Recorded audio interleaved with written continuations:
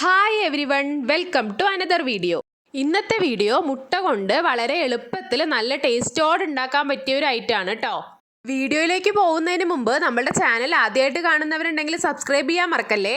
അതിനായിട്ട് ഞാൻ എടുത്തു വെച്ചിരിക്കുന്നത് വലിയുള്ളി, ഇഞ്ചി, വെളുത്തുള്ളി, കറിവേപ്പില, മല്ലിയില, ഇതൊക്കെ ചെറുതായി അരിഞ്ഞു വെച്ചിരിക്കുന്നതാണ്.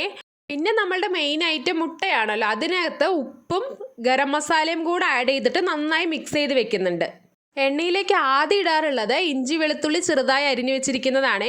അതൊരു ഹാഫ് കുക്ക് ആകുമ്പോൾ തന്നെ നമ്മൾ വലിയുള്ളി ചെറുതായി അരിഞ്ഞു വെച്ചത് കൂടെ ആഡ് ചെയ്ത് കൊടുക്കും. എന്നിട്ട് നന്നായി ഇളക്കി കൊടുക്കും.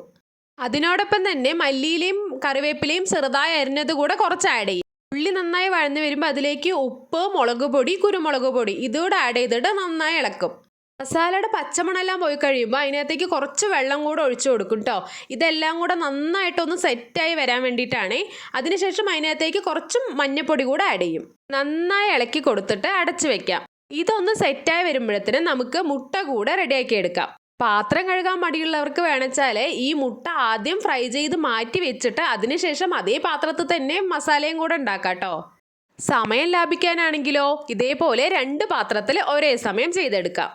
മുട്ട നമ്മൾ വൺ സൈഡ് കുക്കായി വരുമ്പോൾ തന്നെ അതിനെ നന്നായി ഇളക്കി പൊടിച്ചു കൊടുക്കാറാണ് ചെയ്യാറുള്ളത്. നമ്മൾ നേരത്തെ വെള്ളമൊക്കെ ഒഴിച്ച് അടച്ചു വെച്ചത് ഇപ്പം നന്നായി സെറ്റായി വന്നിട്ടുണ്ട്. ഇനി നമുക്ക് ആ മുട്ടനെ ഇതിലേക്ക് ആഡ് ചെയ്യാം. നന്നായി ഇളക്കി കൊടുത്തിട്ട് ഒരു 2 മിനിറ്റ് അടച്ചു വെക്കാം. ആ മസാലയെല്ലാം ഈ മുട്ടയ്ക്കകത്ത് നന്നായി പിടിച്ചു വരാൻ വേണ്ടിയിട്ടാണ്. അതിനുശേഷം കുറച്ച് നാരങ്ങാ നീരൂടെ ഒഴിച്ചു കൊടുക്കാറുണ്ട്. ചെറിയൊരു പുളിപ്പൂടാവാൻ വേണ്ടിയിട്ടാണ്. നാരങ്ങാ നീരില്ലാതെയാണെങ്കിൽ നമുക്ക് യൂസ് ചെയ്യാം കേട്ടോ. മുകളിൽ കുറച്ച് മല്ലിയില കൂടി ഇട്ടാൽ സംഭവം സെറ്റായി.